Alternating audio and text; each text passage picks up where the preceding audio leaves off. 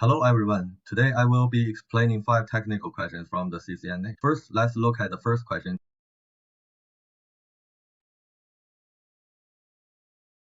The first question asks about these two authentication frameworks, namely Radius. And this one, what is the difference between these two authentication frameworks? Now, the difference is actually quite obvious. For option B, this type of authentication framework separates authentication and authorization. These two processes are handled independently. But with Radius, its messages are combined together. So you don't need to look at the other options. The correct answer is B. Let's check the correct answer. It's B. Okay, question 2.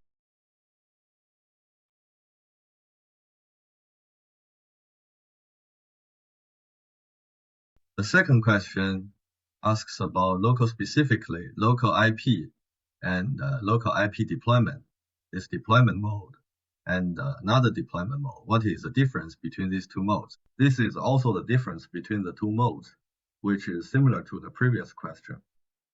And the correct answer here is A.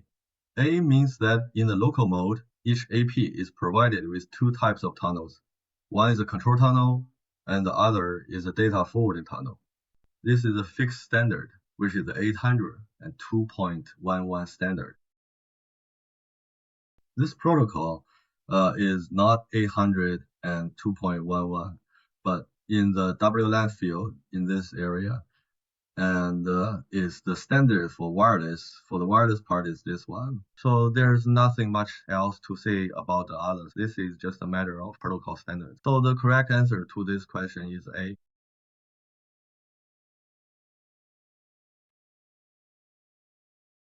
Alright, choose A. The third question is a multiple choice question, and we need to select two correct answers.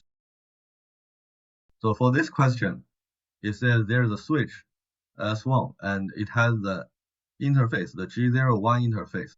This interface is currently in the down state, that is both the protocol is down and the physical link is also down. So both the protocol and the physical layer are down. So what could cause this kind of state? Let's look at option A. Says there's a protocol mismatch.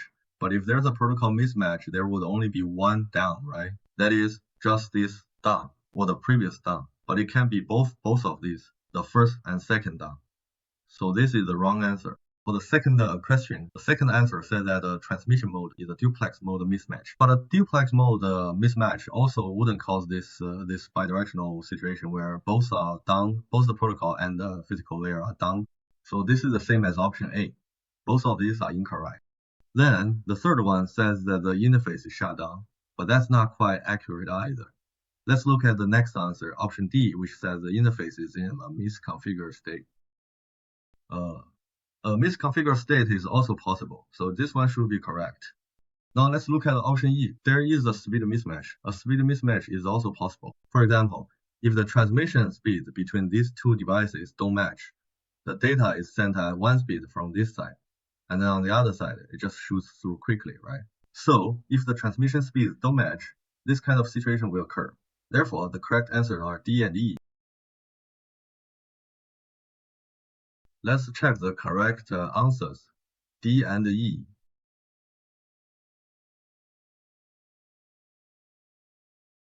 Alright, question 4. The fourth question is about wireless, right? It asks how to implement aggregation on Cisco's wireless controller. How to achieve aggregation on Cisco's wireless controller.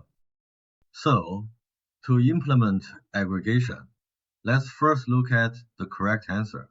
We should choose D. In terms of transmission, we won't talk about the two above. We won't talk about the two errors. Let's compare these two. It says that in order to transmit traffic, multiple ports must be configured, and it is necessary to configure multiple ports or more than 2 ports. Now, traditionally, aggregation is implemented between physical network devices, like between switches, and you must have 2 ports, right? With 2 ports, then I can configure aggregation. But for the WLC, that is the wireless controller, it doesn't require that. Its aggregation is mainly used for managing traffic, right? The traffic can go through the same interface, so it can use the same interface. The correct answer is D.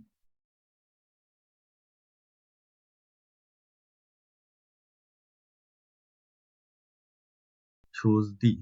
All right, question 5. Question 5 is a multiple choice question.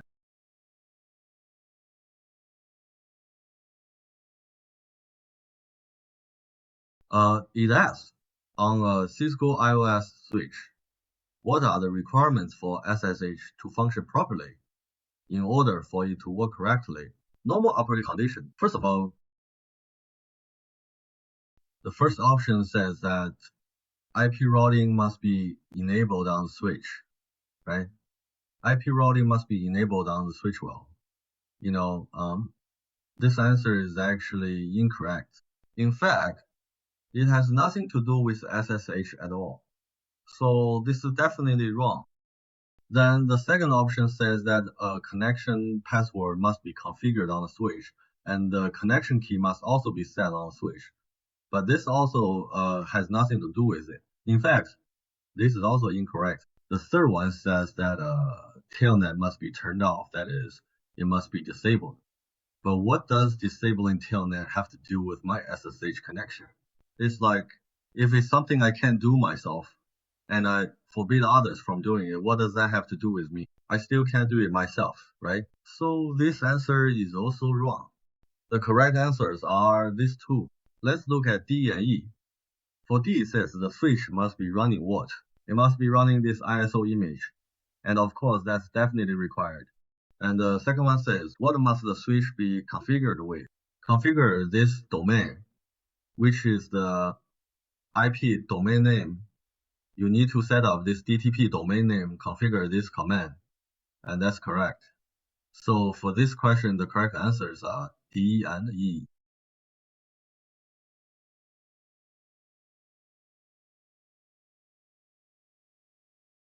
D and E, that's the solution to this question. Alright, if you want to learn Cisco technologies or get Cisco exam questions, please send me a private message, or you can leave a comment below the video for technical discussion.